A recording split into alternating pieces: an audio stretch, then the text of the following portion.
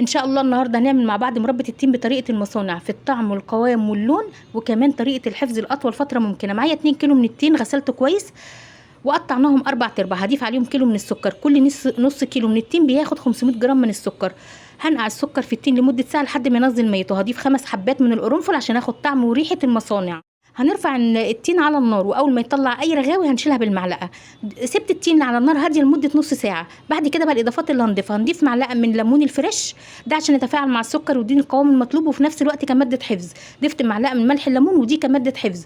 ضفت كمان معلقه من عسل الكلوكوز ودي اختياري كماده حفظ، وفي نفس الوقت بتقلي قوام المربى. انا مش محتاجاها في الوصفه، بس انا ضفتها عشان التصوير.